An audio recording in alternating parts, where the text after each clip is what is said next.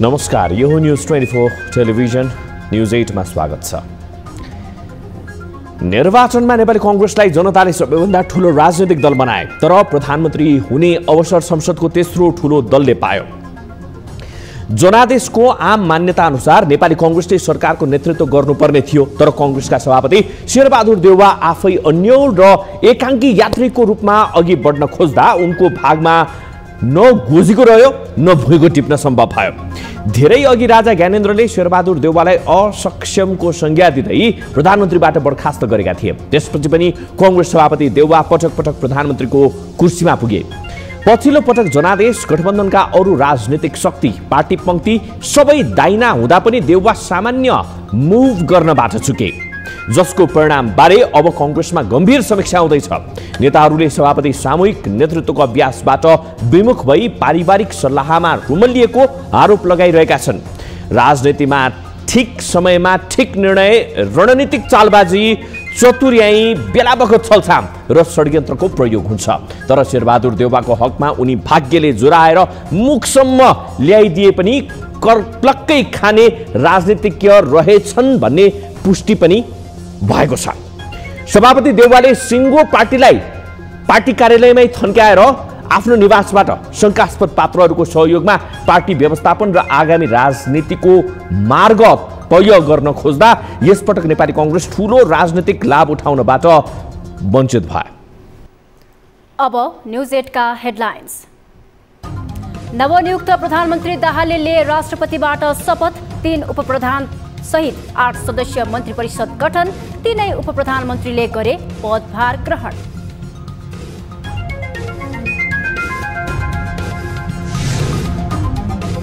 संसदमा पहिलो पार्टी बनेको कांग्रेस सरकारबाट चिप्लिएपछि कांग्रेस भित्रैबाट पार्टी सभापति देउवाको आलोचना, पार्टी सभापति र संसदीय दलको नेताबाट राजीनामा दिन सुझाव।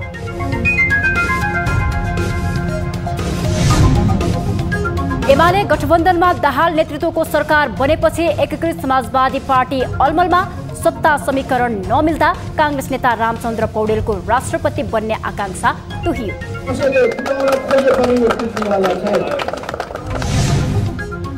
नेपाल T20 लीगको तेस्रो दिन जनकपुर रोयल्स र फार वेस्ट युनाइटेड विजयी, विराटनगर किङ्स र काठमाडौँ नाइट्स पराजित।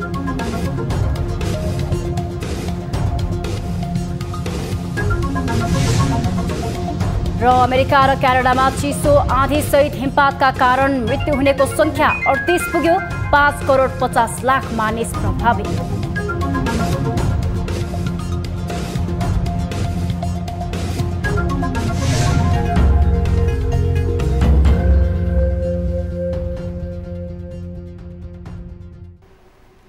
हामी निरन्तर न्यूजमा छौं। नवनियुक्त उपप्रधान एवं अर्थमन्त्री विष्णु पौडेलले संकटको डिलमा रहेको मुलुकको अर्थतन्त्रको चुनौतीलाई समाधान गर्ने प्रतिबद्धता जनाएका छन्।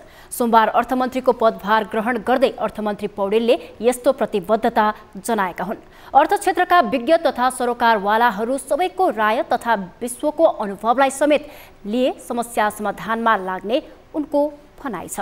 उनले चुनौतीपूर्ण रहेको अर्थतन्त्रलाई सुरक्षित ठाउँमा फर्काउन धेरै मेहनत गर्नुपर्ने आवश्यकता रहेको समेत बताए। बिग्रदो अर्थतन्त्रबाट चिन्तित भएको समस्त नेपाली समाजलाई, अर्थ जगतलाई र आर्थिक जगतका विभिन्न विधाका व्यक्ति व्यक्तित्वहरू, सङ्घ संस्थाहरू सबैलाई पनि म आश्वासन तुल्याउन चाहन्छु। म सबैसँग जीवन्त संवादमा रहेर समस्या पहिचान गर्ने र समाधान खोज्नका निम्ति घनिष्ठ सहकार्य गर्ने मेरो आफ्नो एउटा काम कार्य सम्पादनको एउटा मेरो आदत पनि हो। त्यस हिसाबले नै म काम गर्छु। अर्थमन्त्री पौडेलले अर्थमन्त्रीको पद बहाली गर्दै सरकारी दर्ता तथा चलानीलाई अनलाइन प्रणालीमा लैजाने पहिलो निर्णय समेत गरेका छन्। यसैबीच उपप्रधान एवं भौतिक पूर्वाधार तथा यातायात मन्त्री नारायण काजी श्रेष्ठले भ्रष्टाचारको प्रभावकारी नियन्त्रण गर्न काम गर्ने प्रतिबद्धता जनाए। कमजोरीहरू छन्, समस्याहरू छन्, ती कमजोरीलाई सच्याउने, समस्याहरूलाई समाधान गर्ने र समृद्धिमा फड्को मार्नु हो। त्यसो गर्दाखेरि भ्रष्टाचारको प्रभावकारी नियन्त्रण र अनियमिततालाई कडाइपूर्वक रोक्नु यसको पहिलो काम हुन्छ। यता अर्का उपप्रधान एवं गृहमन्त्री रवि लामिछानेले पनि पदभार ग्रहण गर्दै निर्मला पन्तलाई न्यायका लागि अधिकतम प्रयास गर्ने प्रतिबद्धता जनाएका छन्। उनले मुलुकमा शान्ति सुरक्षा कायमका लागि आवश्यक सबै कदम चाल्ने समेत बताएका छन्। यो आशा गरेर भरोसा गरेर दिएको ठाउँ हो। यो एउटा मान्छे एउटा मन्त्री आएर बस्नका लागि बनेको कुर्सी होइन। यो नेपाली जनताको आशा र भरोसाको कुर्सी हो। यहाँभित्र जिम्मेवारी छ। नेपाली जनताले आशा गरेका छन् शान्ति सुव्यवस्था न्यायमा चाहिँ नि बराबर पहुँचका लागि विभिन्न किसिमले आम सर्वसाधारण मान्छेहरूले अपेक्षा गरेका छन् र गृह प्रशासन आम नागरिकको दैनिकीसँग जोडिएको छ। त्यस अर्थमा यो जिम्मेवारीको बोध हामीले गरेका छौँ। गृहमन्त्री लामिछानेले आफ्नो नागरिकता सम्बन्धी विवादका विषयमा कुनै प्रभाव नपार्ने र निष्पक्ष छानबिनका लागि सहयोग पुर्याउने बताएका छन्। यसैबीच नवनियुक्त गृहमन्त्री लामिछानेको विरोधमा शीतल निवास अगाडि प्रदर्शन भएको छ। प्रदर्शनमा उत्रिएका 3 जनालाई प्रहरीले पक्राउ गरिएको थियो। नागरिकता विवादमा रहेका लामिछानेलाई गृहमन्त्री बनाइएको भन्दै नाराबाजी गरेका नेवी सङ्घका कार्यकर्तालाई प्रहरीले पक्राउ गरेको हो। प्रधानमन्त्री पुष्पकमल दाहाल नेपालको 44औं प्रधानमन्त्री भएका छन्। सोमबार राष्ट्रपति भवन शीतल निवासमा राष्ट्रपति विद्यादेवी भण्डारीले दाहाललाई प्रधानमन्त्री पदमा शपथ गराइन्।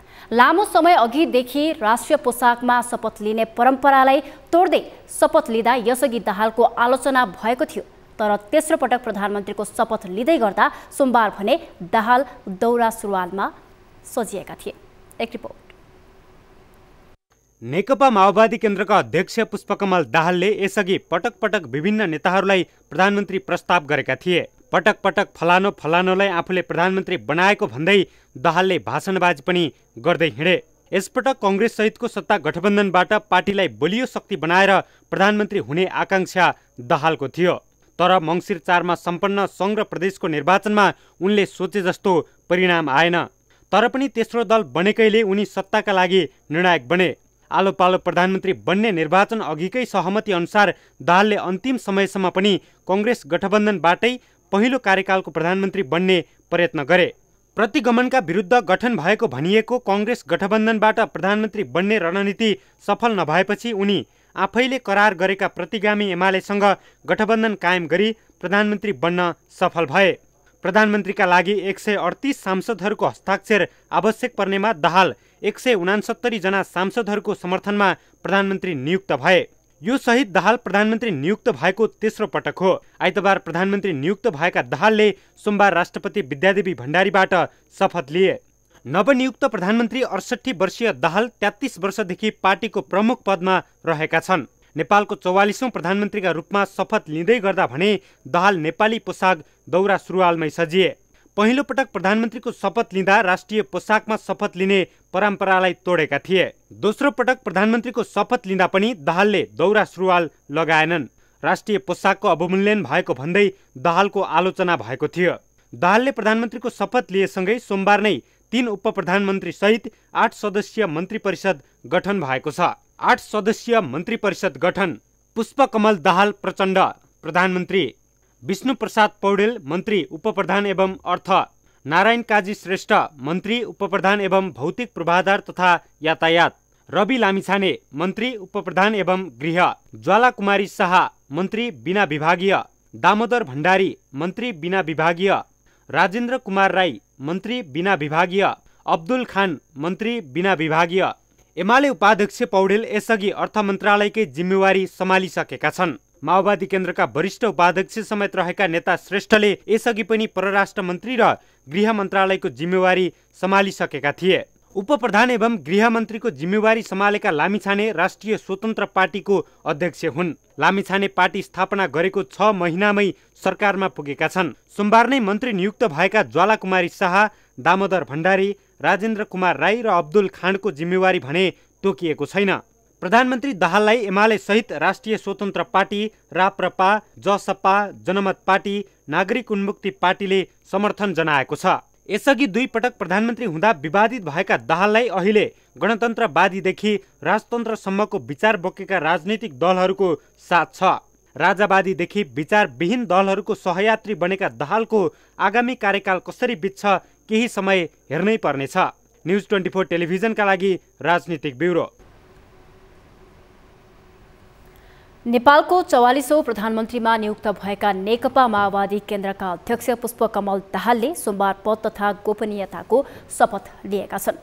दाहालको नेतृत्वमा 8 सदस्यीय मन्त्री परिषद गठन भएको छ। विभिन्न 7 दलको समर्थनमा बनेको नयाँ सरकारप्रति जनअपेक्षा के छ? हेरौँ राजधानीका विभिन्न स्थानमा भेटिएका सर्वसाधारणहरूको प्रतिक्रिया। विधिको शासन, सुशासन, गुड गभर्नेन्स जुन हामी भन्छौँ, मान्छेमा यति धेरै फ्रस्ट्रेसन छ, काम भएन, डेलिभरी भएन भन्ने छ। स्वाभाविक रूपमा हामी नागरिकको अपेक्षा भनेको सरकारले चाहिँ गुड गभर्नेन्स दियोस्, सुशासन कायम गरोस्, विधिको शासन लागू होस् भन्ने नै हो। खासमा चाहिँ यो सरकारप्रति मलाई धेरै अपेक्षा चाहिँ छैन हैन। विशेष गरी चाहिँ जसरी चाहिँ पहिलाको केपी ओलीको कम्युनिस्ट सरकारले चाहिँ भ्रष्टाचारमा चाहिँ पूर्ण लिप्त भएर चाहिँ 5 वर्षको कार्यकाल पनि टिकाउन नसकेको थियो। यसपालि चाहिँ सबै डेलिभरी जनताहरूले चाहिरहेको छन्, त्यो डेलिभरी चाहिँ दियोस्, सर्भिस डेलिभरी दियोस्, पारदर्शिता होस्। जसरी संविधानको चाहिँ धजी उड्ने गरी चाहिँ पहिला कम्युनिस्ट सरकार गयो, यसपालि चाहिँ संविधानको पूर्ण रक्षा होस्। उही पुरानो अनुहार भएका कारणले गर्दा खासै अपेक्षा चाहिँ म राख्दिनँ नि भन्छु, किनभने मनलाई दुखाउनु मात्र काम हो। तर पनि केही परिवर्तन भयो भने चाहिँ के कस्ता परिवर्तन कि शिक्षा अलिकति राम्रो होस्। यो त्रिचन्द्र क्याम्पसमा जसरी हाम्रो पुनर्निर्माण हुनको लागि समय लाग्यो, यस्तै गरेर देशका अन्य जुन चाहिँ शैक्षिक संस्थाहरू छन् यिनीहरूलाई पुनर्निर्माण अथवा त्यो जीर्णोद्धार गर्नको लागि समय नलागोस्। अर्को भनेको देशमा चाहिँ अहिले जुन चाहिँ एउटा बेरोजगारीको अवस्था छ, यो ठ्याम्मै टोटली हामीले बन्द गर्न त सक्दैनौँ, तर पनि के भनेपछि अलिकति जुन चाहिँ रोजगारको मात्रा छ त्यसलाई बढाउँदै लाने। विकास भए हुन्थ्यो अनि त्यसपछि अलि रोजगारी बढ्यो हुन्थ्यो देशमा, अनि त्यसपछि विदेश जानु नपर्यो हुन्थ्यो युवाहरूलाई। राम्रै छ, अपेक्षा चाहिँ गरिरहेको छु। ओभरअल चाहिँ आश चाहिँ छ जोस् अलि बेटर हुन्छ कि देश भन्ने आश चाहिँ छ। अपेक्षा के छ भन्दाखेरि रासोपा पनि जोडिएको छ। रासोपा, रापरपा जस्ता यो टालाटुली बाटुली जस्तो सरकार भयो भने हामीले यहाँदेखि एकदम आशा राखेका छौँ। सदनमा नयाँ सांसदहरू आएका छन्, जोस नयाँ युवाहरूको जोस छ। हिजो पनि हामीले हेरेको यी सरकारहरू होइन, यिनका गठबन्धन गर्ने, मिलिजुली खाने यो बाँदर उसको खेल हो के। बाँदरको एकतिर मिल्ने एकतिर जाने, एकतिर मिल्ने एकतिर जाने होइन, मिल्ने जुल्ने खाने हो। हिजो राजा चाहियो भन्नेहरू आज फेरि उनीहरूकै पछि गएका छन् जङ्गलमा टाउको टोक्नेका लागमा होइन। हिजो एउटाले टाउकाको मोल तोक्यो, पछि फेरि उही गएर उसैलाई सपोर्ट गर्यो।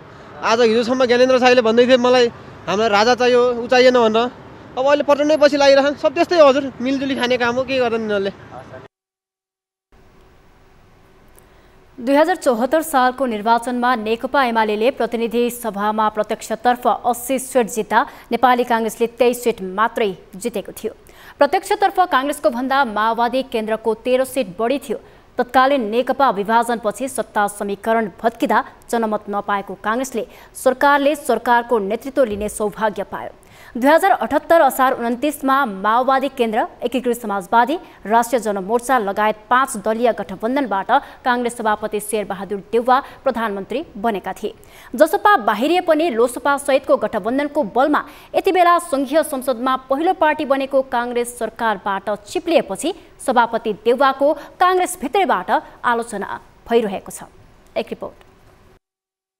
2078 असार 29 गते कांग्रेस, माओवादी केन्द्र, एकीकृत समाजवादी, जसपा र राष्ट्रिय जनमोर्चा बीच गठबन्धनको बलमा प्रधानमन्त्री बनेका कांग्रेस सभापति शेरबहादुर देउवाले वैशाख 29 गतेको निर्वाचनबाट स्थानीय तहमा कांग्रेसलाई बलियो बनाए। पार्टीको संस्थापनेतर पक्षको विरोधका बावजुद पनि गठबन्धन बनाएर स्थानीय तहमा राम्रो परिणाम आएपछि हौसिएका देउवाले संघ र प्रदेशको निर्वाचनमा पनि त्यही गठबन्धन कायम राखे। गठबन्धनकै बलमा पछिल्लो निर्वाचनमा कांग्रेसले प्रतिनिधि सभातर्फ प्रत्यक्षमा 57 र समानुपातिकमा 32 सीट सहित 89 सीट जित्यो। सरकार गठनका लागि आवश्यक बहुमत नपुगे पनि ठूलो दल बनेको कांग्रेसले सत्ता समीकरण मिलाउन नसक्दा केन्द्र सरकारबाट मात्र होइन 7वटै प्रदेश सरकारबाट पनि बाहिरिनु परेको अवस्था छ। सर्वोच्चको परमादेशबाट सरकारको नेतृत्व लिएदेखि कायम राखेको गठबन्धन देउबाको प्रधानमन्त्रीको हटका कारण टुटेपछि कांग्रेस 5 वर्ष पछाडि धकिलिएको छ। सरकारबाट चिप्लिएपछि कांग्रेस वृत्तमै देउबाको आलोचना भइरहेको छ। 2048 साल यता डडेलधुराबाट अपराजित देउबालाई यो पटक सागर ढकालले चुनौती दिएका थिए। देउबाका सामु सागरको जोर चलेन। यद्यपि चुनावी परिणामले युवा आकर्षण भने बढाएको थियो नै। 6औं पटक प्रधानमन्त्री बन्ने देउबाको हुटहुटी सामु कांग्रेस महामन्त्री गगन थापाको पनि जोर चलेन। त्यसैले संसदीय दलको नेतामा गगनको हार भयो। अब प्रतिपक्षमा रहने कांग्रेसका लागि दलको नेता देउबाको ताकतले भ्याउँदैन। प्रतिपक्षमै बलियो उपस्थितिका लागि दलको नेतामा गगनको जित आवश्यक थियो। यसमा पनि देउबा चुकेका छन्। देउबाले आफू नै प्रधानमन्त्री बन्नुपर्ने अडान नछाड्दा कांग्रेसले कार्यकारी प्रमुख मात्र होइन, राष्ट्रपति, उपराष्ट्रपति, सभामुख, उपसभामुख, राष्ट्रिय सभाको अध्यक्ष साथै प्रदेशका मुख्यमन्त्री र प्रदेश प्रमुखको पदहरू समेत गुमाएको छ। अब ती सबै पदहरूमा एमाले सहितको गठबन्धनमा भागबण्डा हुनेछ।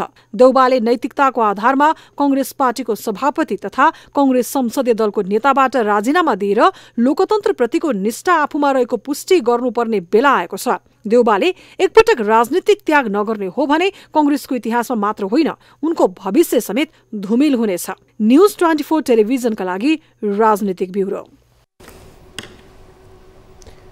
हामी निरन्तर न्यूजमा छौं। निवर्तमान प्रधानमन्त्री शेरबहादुर देउबा नेतृत्वको गठबन्धन तोडेर माओवादी केन्द्रका अध्यक्ष पुष्पकमल दाहाल एमालेसँगको गठबन्धनमा पुगेपछि नेकपा एकीकृत समाजवादी पार्टी अलमलमा परेको छ। दाहालले नयाँ सरकारको नेतृत्व गरिरहँदा दाहालकै सहारामा एमाले फुटाएर पार्टी बनाएका माधव कुमार नेपाललाई राजनीतिको यो मोडले टेक्नलाई जमिन छैन, समात्नलाई सहारा छैन भने झैं भएको छ। उनी अहिले कुहिरोमा रुमलिएको काग सरह नै देखिन्छन्। एक रिपोर्ट। माओवादी केन्द्रका अध्यक्ष पुष्पकमल दाहालले कांग्रेससँगको गठबन्धन तोडेपछि नेकपा एकीकृत समाजवादीका अध्यक्ष माधव कुमार नेपालको राजनीतिक रूपमा नै बिचल्ली भएको छ। दाहालकै उक्साहाटमा लागेर मूल पार्टी एमालेलाई फुटाएर नेकपा यस गठन गरेका नेपालले अन्ततः दाहालको सहारा पाएनन्। माधवले राजनीतिको यो आकस्मिक मोडको अहिले नै कल्पना गरेका थिएनन्।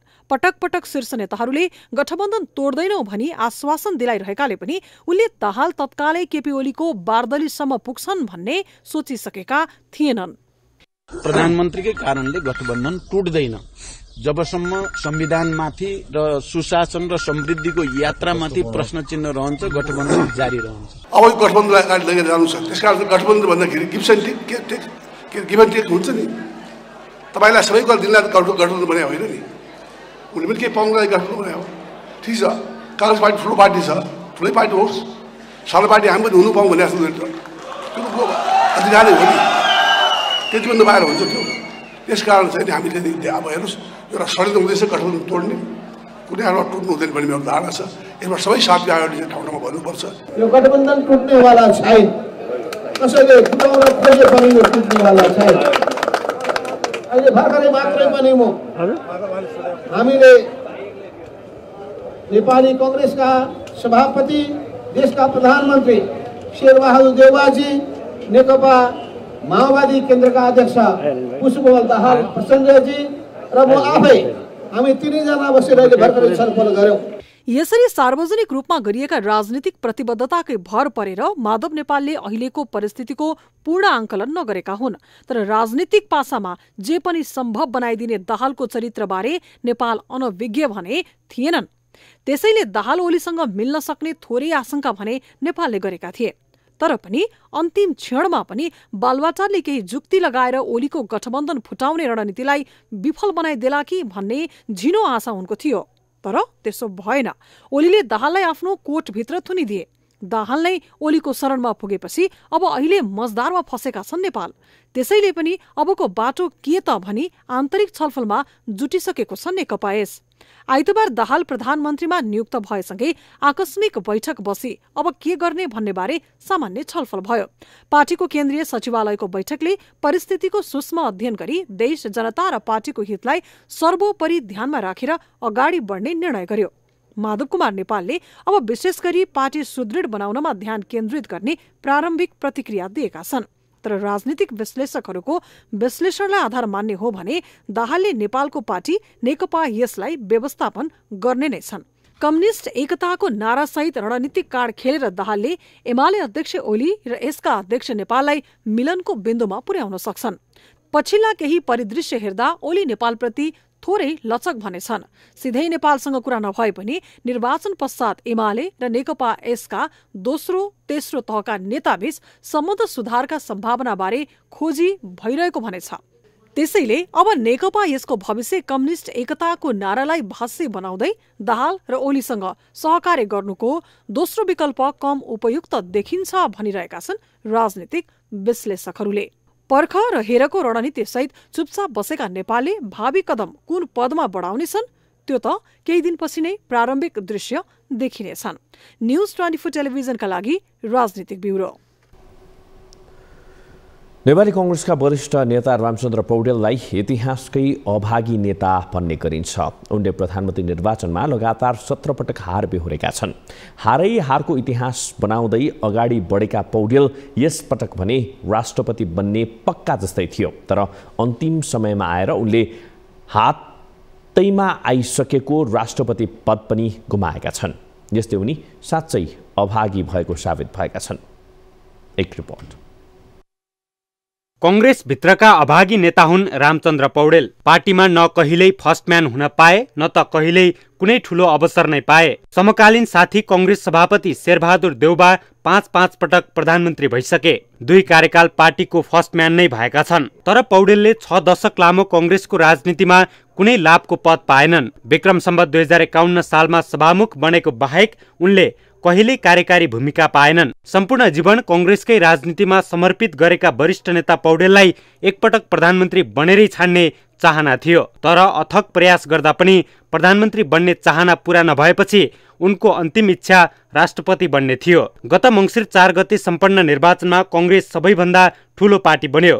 पौडेलको राष्ट्रपति बन्ने चाहनामा थप आशा र सम्भावना बढ्यो। सरकार गठनको गन्थन सुरु भएदेखि नै पौडेल सकारात्मक ऊर्जा सहित सक्रिय भूमिकामा प्रस्तुत भए।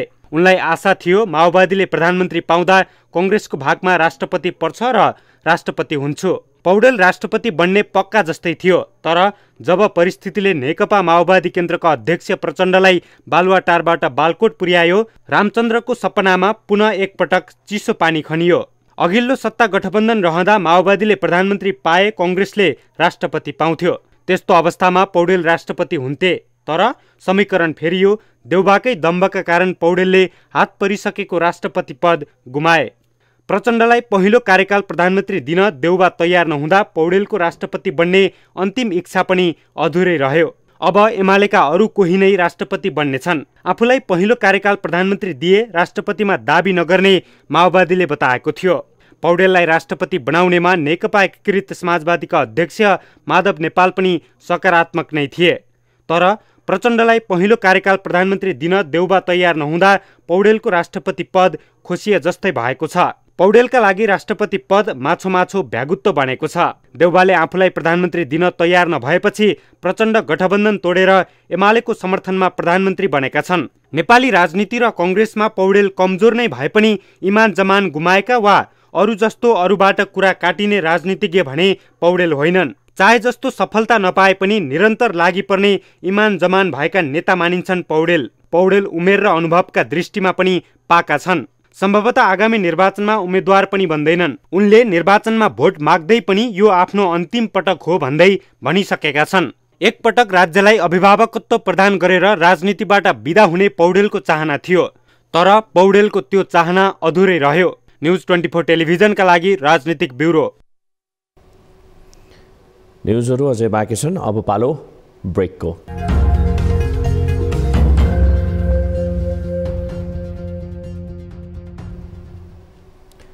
हामी निरन्तर न्युजमा छौँ।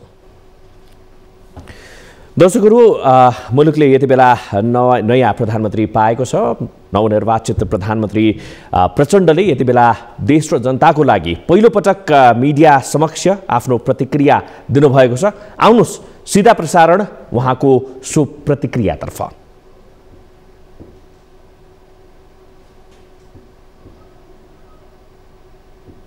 अब यो नयाँ मन्त्री परिषद गठन भएपछि जनतामा र आम रूपमा एउटा आशा र भरोसा बढेको देखिएको छ। मैले महसुस गरेको कुरा त्यो हो।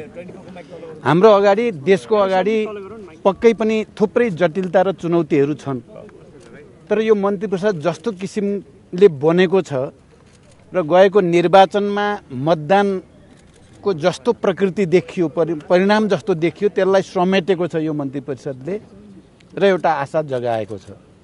हामी भर्खरै पहिलो बैठक सक्यौं र हामीले यो बैठकमा पनि सबभन्दा पहिलो कुरा त नेपालको अर्थतन्त्रको स्थिति जसरी जटिल र चुनौतीपूर्ण दिशातिर छ त्यसलाई सुधार्ने प्रभावकारी उपायमा केन्द्रित भएर अगाडि बढ्ने कुरा, पहिलो निर्णय सुशासनतिर चाहिँ गम्भीर ढङ्गले अगाडि बढ्ने कुरा र जनताले ठाउँ ठाउँमा पाइरहेका शास्ति र दुःखहरूलाई कम गराउने बारे, जस्तो यो राहदानी सम्बन्धी या चाहिँ पासपोर्ट के अरे ऊ सम्बन्धी, लाइसेन्स सम्बन्धी इत्यादि विषयमा लामा लामा लाइन र पीडा जो देखिएको छ त्यो विषयमा केन्द्रित भएर हामीले समय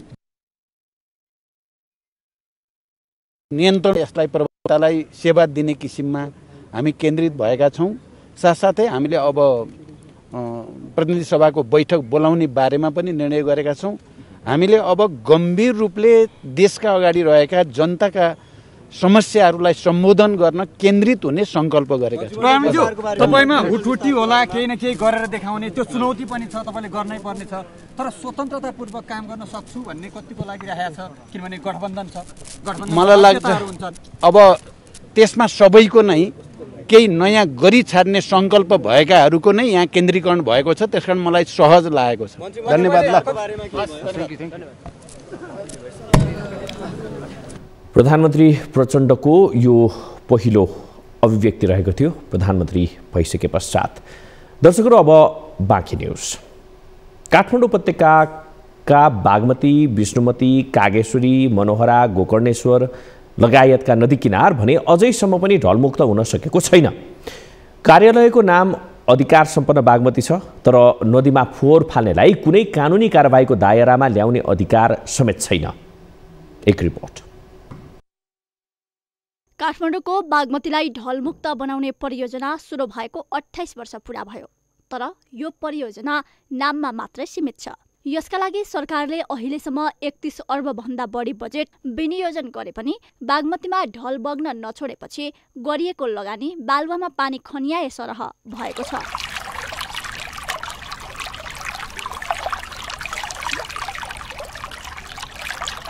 बागमती नदी सफाईका लागि सरकारले 2051 सालमा पशुपति क्षेत्र वातावरण सुधार तथा अनुगमन समिति गठन गरेको थियो। यसको विभिन्न नाम परिवर्तन हुँदै अहिले अधिकार सम्पन्न बागमती सभ्यता एकीकृत विकास समिति बनेको छ, जसले बागमतीको धार निर्धारण गर्ने, ढल प्रशोधन गरेको पानी बागमतीमा बगाउने, नदी करिडोर निर्माण तथा सौन्दर्यीकरणको काम गर्ने भनेर चालु आर्थिक वर्षमा 2 अर्ब 51 करोड रुपैयाँ बजेट विनियोजन गरेको छ। यसका लागि एसियाली विकास बैंकको ऋण सहयोग पनि छ। 2074 सालदेखि एडिबीको 6 अर्ब भन्दा बढी खर्च भइसकेको छ। सरकारले बागमती ढल व्यवस्थापनका लागि भन्दै 10 अर्ब भन्दा बढीको सहयोग गरेको छ। अहिलेसम्म समितिले 17 अर्ब 80 करोड 51 लाख खर्च गरिसकेको छ, तर बागमतीका कुनै पनि परियोजना पूर्ण रूपमा सम्पन्न भएका छैनन्। यसको असर नागरिकदेखि राज्यसम्म नै परेको छ। नेपाली जनता हामीहरू नै व्यक्तिगतै जिम्मेवार ठाउँछौँ एक हिसाबले। अनि म के भन्न चाहन्छु भने हामीले अब यो ठाउँमा यो बिचबाट ढल निकासी भनेर राखिएको छ नि जुन, त्यो चाहिँ सदुपयोग हुन पाएको छैन। त्यो जुन ढल हाम्रो यो बाटोमा गइयो भने हाम्रो खोलाहरू सबै सफा हुन्छन्। जस्तै पहिला अब मान्छेहरूले सबै हिँ फाल्ने ल्याउँछ क्या, अब हामीले भन्ने मिल्दैन, हामीलाई नै उल्टाले गाली गर्छ। अब म त त्यतिको बोल्न सक्दैन, होइन, हामीलाई नै गाली गर्छ उल्टाले। अनि त्यही भएर चुप्प लाएर बस्ने हेर्ने। घरवाला मान्छेले पनि राम्रो गरेर फोहोर यसरी नफाला, यस ठाउँमा राख भन्यो भने घरबेटीहरूलाई पनि त्यो मतलब छैन। घरबेटीलाई मतलब नभएपछि भाडा बस्ने मान्छेलाई झन् के मतलब हुन्छ, जहाँ भन्यो ती फोहोर फालिदिने, त्यही त हो। बागमतीको व्यवस्थापनका लागि केयुकेलको परियोजना कार्यान्वयन निर्देशनालय मार्फत 19 अर्बका 2 परियोजना सञ्चालनमा छन्, तर आयोजनाका नाममा जतिसुकै खर्च भए तापनि सुधारले भने कुनै गति पाएको छैन। तर समितिले भने बागमतीको विकासका लागि विभिन्न योजनाहरू अघि सारिरहेकै हुन्छ। हनुमान घाटमा त्यसपछि आएर माथि गोकर्णमा 2वटा भयो, सल्लाहगारीमा 3वटा भयो, कोटकुदोमानमा 4वटा भयो, गुहेश्वरी 5वटा भयो र तल सुन्दरीघाटमा 6वटा दल प्रशोधन केन्द्रहरू खानेपानी मन्त्रालय अन्तर्गत आयोजना कार्यान्वयन निर्देशनालयबाट निर्माण भएको र गुहेश्वरी सम्पन्न भएको अवस्था छ भने एउटा दल प्रशोधन केन्द्र जुन टुकुचा खोला छ, टुकुचा खोलाको दल प्रशोधन केन्द्र चाहिँ अधिकार सम्पन्न बागमती सभ्यताकृत विकास समितिबाट निर्माणको काम सुरु भएको अवस्था छ र त्यो प्रशोधन केन्द्र सम्पन्न हुन 3 वर्ष लाग्छ। समितिका अधिकारीहरूले जतिसुकै कामको फेहरिस्त सुनाए पनि समितिको काम भने झारा टार्ने मात्रै छ। बागमतीको सफाईका सन्दर्भमा उपत्यकाका स्थानीय तहले पनि काम गर्ने गरेको बताउँदै आए पनि ढल र फोहोर व्यवस्थापनमा चासो दिएको देखिँदैन। न्युज 24 टेलिभिजनका लागि क्यामेरामा सुनिल गुरुङका साथ टिभी जर्नलिस्ट ज्योत्सना घिमिरे, काठमाडौँ। हामी निरन्तर न्युजमा छौँ। सिन्धुपाल्चोकको 5 पोखरी विश्वकै 9औं अग्लो स्थानमा पर्दछ। भ्रमण वर्ष 2020मा यो ठाउँ नेपालको घुम्नै पर्ने गन्तव्य मध्ये 16औं नम्बरमा थियो। कोरोना कहरका कारण भ्रमण वर्ष भने स्थगित भयो, तर पछिल्लो समय आन्तरिक पर्यटकको चाप बढ्दै गएको छ। कोरोनाले थलिएका होटल व्यवसायहरूमा पर्यटकको चाप बढेपछि व्यवसायीहरू उत्साहित देखिन्छन्, तर पर्यटकको चाप बढेपछि फोहोर प्रदूषण बढेको छ। एक रिपोर्ट।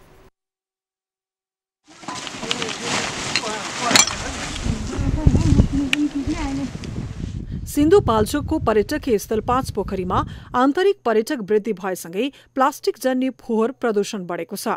होटलबाट निस्किएका फोहोर जथाभावी फाल्दा दुर्गन्ध बढ्दै गएको छ। व्यवसायीहरूले होटलबाट निस्किएका फोहोर बाटो छेउछाउका कुना काप्चामा थुपार्ने गरेका छन्।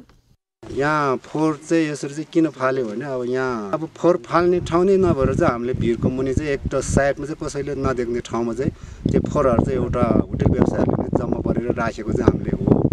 यही 5 पोखरी होटलहरूबाट धेरै फोहोर निस्किन चाहिँ अनि त्यसपछि मान्छे जहाँ भिड भयो होइन, बाटोमा मान्छेहरू जति धेरै आउँछ त्यति फोहोर बढ्ने त हो।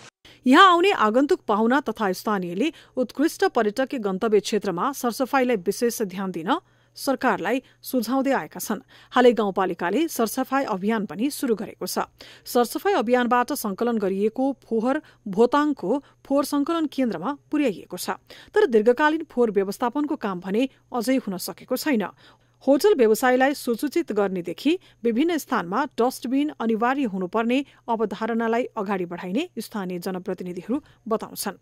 यो 5 पोखरी क्षेत्रमा चाहिँ होटल व्यवसाय गर्ने सम्पूर्ण होटल व्यवसायहरूलाई हामी एक होटल कम्तीमा एउटा अनिवार्य हामी शौचालयको व्यवस्थापन गर्ने त्यो हामी अपनाउँछौँ। र अर्को कुरा चाहिँ प्रत्येक होटल व्यवसायहरूलाई हामी अनिवार्य रूपमा चाहिँ उहाँहरूले डस्टबिनको व्यवस्थापन गर्ने यो कुरा चाहिँ हामी अगाडि बढेर यहाँको फोहोर मैला व्यवस्थापनलाई चाहिँ हामीले यो एउटा योजना हामी राखेको छ।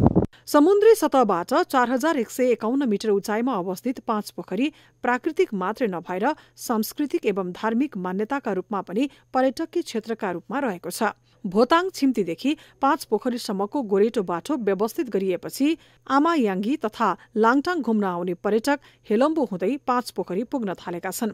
पछिल्लो समय यो क्षेत्रमा 12 महिना पर्यटक पुग्न थालेको पर्यटन व्यवसायीहरू बताउँछन्। बाबुले पहिला भेडा पालेको रहेछ, मैले पनि भेडा अलिअलि पालेर यतैतिर बस्छु, तर पहिला त यस्तै जात्रा थिएन। अहिले जात्राहरू त घोडाहरू थियो, छाप्रो थियो सबैको। अहिले त सबैले सानो सानो भए पनि घर बनाएर आम्दानी भइरहेको छ। सबैलाई अहिले 12 महिना जस्तो चल्दैछ। जनै पूर्णिमाको दिन विशेष मेला लाग्ने भएकाले मेलाका अवसरमा मात्रै दर्शनार्थीको भिड हुने 5 पोखरीमा अहिले 12 महिना आन्तरिक तथा बाहिरी पर्यटकहरू पुग्न थालेका छन्। त्यसैले यस गाउँको पर्यटन प्रवर्धनका लागि स्थानीय तहले विशेष योजना तथा सुन्दर 5 पोखरी निर्माणका लागि दीर्घकालीन व्यवस्थापनको कार्यक्रम अघि सार्न जरुरी छ। न्युज 24 टेलिभिजनका लागि सिन्धुपाल्चोकबाट टिभी जर्नलिस्ट दीपक खत्रीको रिपोर्ट। अब बिजनेस न्यूज।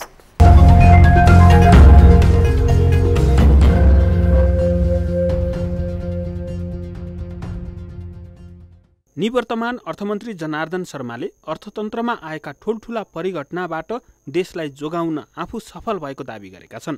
सोमबार अर्थ मन्त्रालय छाड्नु अघि पत्रकार सम्मेलन आयोजना गरी पछिल्लो 1 वर्ष रुस युक्रेन युद्धका कारण मूल्य र आपूर्तिमा चाप परेको भए पनि सरकारले चालेका कदमका कारण सुधार देखिँदै आएको बताए। आयातमा लगाइएको प्रतिबन्ध र निर्वाचनका कारण लक्ष्य अनुरूप राजस्व उठाउन नसकिएको बताए। राजस्वमा कमी आउँदा चुनौती थपिएको तर सूचकहरूमा देखिएको सुधारले आत्तिनु नपर्ने अवस्था रहेको बताए। अर्थतन्त्र सुधारका लागि ब्याजदर वृद्धि र मागमा आएको सङ्कुचन चुनौतीपूर्ण भएको बताउँदै उनले चुनावका कारण पुँजीगत खर्च बढाउन नसकिए पनि 1 खर्ब रुपियाँ बराबरका परियोजनामा टेन्डर भइसकेको दावी गरेका छन्।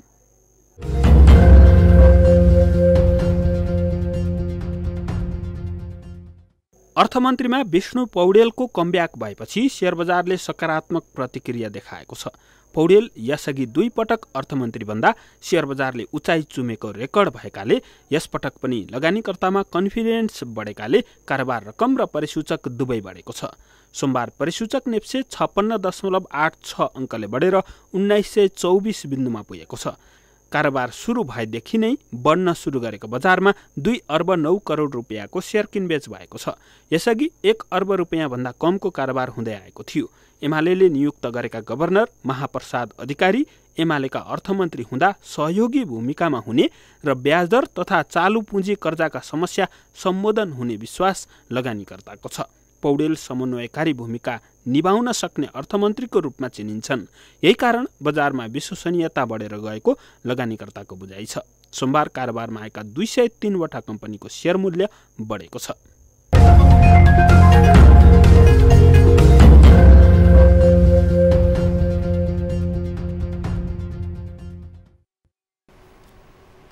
नेपाल राष्ट्र बैंकले जारी गरेको चालु पुँजी कर्जा सम्बन्धी मार्गदर्शनले समस्या परेको भन्दै उद्योगी व्यवसायीहरूले देशभर विरोध प्रदर्शन जारी राखेका छन्। सोमबार वीरगञ्जका व्यवसायीहरू केन्द्रीय बैंकको क्षेत्रीय कार्यालय अगाडि कालोपट्टीसहित सडकमा धरना दिएका हुन्। बैंक तथा वित्तीय संस्थाको चोर्को ब्याजदर र केन्द्रीय बैंकको चालु पुँजी कर्जा मार्गदर्शन विरुद्ध उद्योगीहरूले चरणबद्ध आन्दोलन गर्दै आएका छन्। उनीहरूले 6-7% लिएको ऋणको ब्याजदर अहिले 15% भन्दा माथि पुर्याएकाले समस्या भएको बताएका छन्। आफूहरूको समस्या बारम्बार अवगत गराउँदा पनि सुनवाई नभएपछि विरोधमा उत्रिनु परेको उद्योगीले बताएका छन्। चारैतिर हेर्नुहुन्छ भने महँगाई छ, त्राहिमाम छ। फेरि बजारमा हेर्नुहुन्छ भने बजार एकदम सुक्खा छ। बर्डरमा जानुहोस्, रक्सौलमा बजार गुलजार छ। यो अवस्थामा हामी बाँचिरहेछौँ। कारखानाहरूतिर जानुहुन्छ भने 30% 40% को उत्पादन भइरहेछ। मार्केटमा पैसो गएछ भने फिर्ता आइरहेको छैन। आयात गर्न चाहनुहुन्छ भनेदेखि तपाईसँग डलर पनि छैन। यो अवस्थामा व्यापारीले आफै फाँसी लाएर कि त मर्नु पर्यो कि सडकमा ओर्लिनु पर्यो। उद्योगीहरूले केन्द्रीय बैंकको नीतिले उद्योगहरू 40% क्षमतामा चलाउनु पर्ने बाध्यता बनेको गुनासो गरेका छन्। राज्यले समयमै सही सम्बोधन नगरे उद्योगमा ताला लगाउनुको विकल्प नहुने बताएका छन्। हाम्रो मौद्रिक नीतिले भनेको छ तपाईको टर्नओभर 100 करोडको छ भने त्यसको 25% मात्र लोन पाउन सक्ने व्यवस्था निर्णय गरिएको छ। यो भन्दा पहिला टर्नओभरको बराबर र त्यो भन्दा बढी पनि लोन युटिलाइज गरिरहेको अवस्था छ। एकैचोटि उहाँलाई लोन जम्मा गर्ने अथवा चाहिँ एउटा टर्म लोनमा बाँध्ने अवस्था चाहिँ अहिले सिर्जना हुँदैन। यसले गाह्रो पर्न जान्छ, एउटा एक्सिडेन्ट हुन जान्छ। धेरै जसो उद्योगहरू निलामीमा जान सक्ने अवस्थाहरू, कालो सूचीमा जान सक्ने अवस्थाहरू छ। उद्योगीहरूले बैंकको ब्याजदर एकल बिन्दुमा ल्याउनु पर्ने, प्रिमियम दर आधार दरको 20% भन्दा बढी थप्न नपाउने व्यवस्था गर्न माग गरेका छन्। न्युजहरू अझै बाँकी छन्, अब पालो ब्रेकको।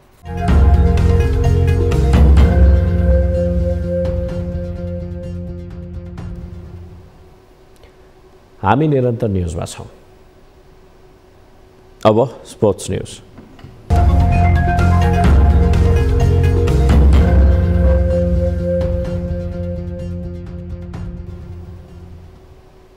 काठमाडौँ कीर्तिपुर स्थित टियु मैदानमा जारी नेपाल T20 लिगमा जनकपुर रोयल्सले विराटनगर किङ्सलाई पराजित गरेको छ। सोमबार भएको दोस्रो खेलमा रोयल्सले विराटनगर किङ्सलाई 5 विकेटले पराजित गरेको हो। विराटनगरले दिएको 141 रनको लक्ष्य पछ्याएको जनकपुरले अन्तिम बलमा 5 विकेट गुमाएर पुरा गर्यो। जनकपुरका लागि चार्डविक वाल्टनले अभिजित 69 रनको अर्धशतकीय इनिङ खेले तथा ट्रेभोन ग्रिफिनले 25 रन बनाएका थिए। शरफुद्दिन अशरफले 23 रन बनाउँदा आदिल आलमले अभिजित 10 रन बनाएका थिए।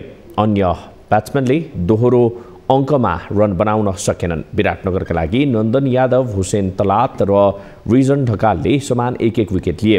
त्यसअघि पहिले ब्याटिङ गरेको विराटनगरले 19 ओभर 5 बलमा अल आउट हुँदै 140 रन बनाएको थियो। जनकपुरका लागि सिकन्दर राजाले 38 रन तथा रोहित कुमार पौडेलले 32 रन बनाएका थिए। हुसेन तलातले 28 रन जोड्दा अर्जुन साउदले 18 रन जोडेका थिए। जनकपुरका लागि ललित नारायण राजवंशीले 4 ओभरमा 8 रन खर्चिएर 5 विकेट लिए। आदिल आलम र केसरिक विलियम्सले समान 2-2 विकेट तथा सोमपाल कामीले 1 विकेट लिए। यसैबीच T20कै पहिलो खेलमा फार वेस्ट युनाइटेडले काठमाडौँ नाइट्सलाई पराजित गरेको छ। पहिलो जित हात पार्ने क्रममा फार वेस्टले काठमाडौँलाई 4 विकेटले हराए। 79 रनको लक्ष्य पछ्याएको फार वेस्टले 19 ओभर 1 बलमा 6 विकेट गुमाएर लक्ष्य पूरा गर्यो। फार वेस्टको जितमा कप्तान हसमतुल्लाह शाहिदीले अभिजित 50 रनको अर्धशतकीय इनिङ खेले। हामी निरन्तर न्युजमा छौं। अब वेदर अपडेट।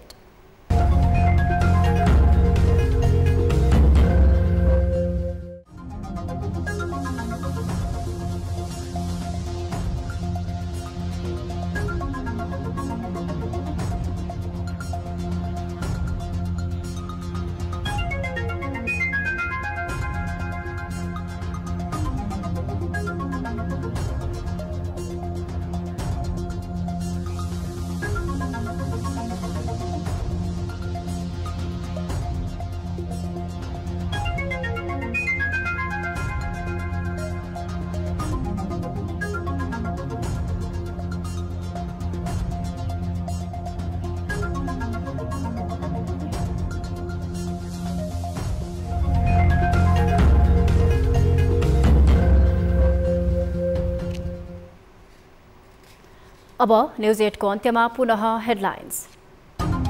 नवनियुक्त प्रधानमन्त्री दाहालले राष्ट्रपतिबाट शपथ। 3 उपप्रधान सहित 8 सदस्यीय मन्त्री परिषद गठन। 3 उपप्रधानमन्त्रीले गरे पदभार ग्रहण।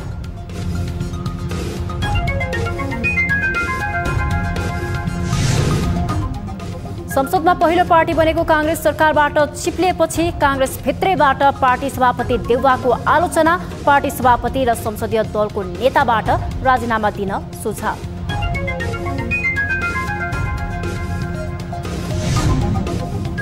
एमाले गठबन्धनमा दाहाल नेतृत्वको सरकार बनेपछि एकीकृत समाजवादी पार्टी अलमलमा। सत्ता समीकरण नमिल्दा कांग्रेस नेता रामचन्द्र पौडेलको राष्ट्रपति बन्ने आकांक्षा टुहियो।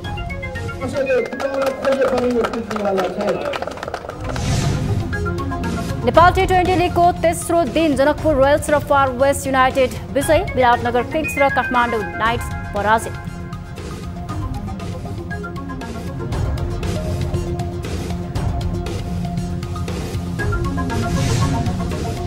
र अमेरिका र क्यानाडामा चिसो आँधी सहित हिमपातका कारण मृत्यु हुनेको संख्या 38 पुग्यो। 5 करोड 50 लाख मानिस प्रभावित।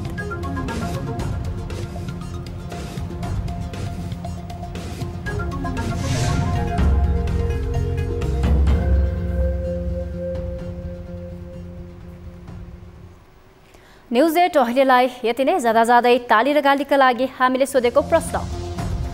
तेस्रो पटक प्रधानमन्त्री हुन पाए सन्ततिले देख्ने गरी विकास गर्छु भन्ने पुष्पकमल दाहाल प्रचण्डको भनाइ थियो। के अब उनीबाट विकास र समृद्धिको सुरुवात होला? हुनेछ भन्नेले तालीमा र हुँदैन भन्नेले गालीमा भोट गर्नुहोला।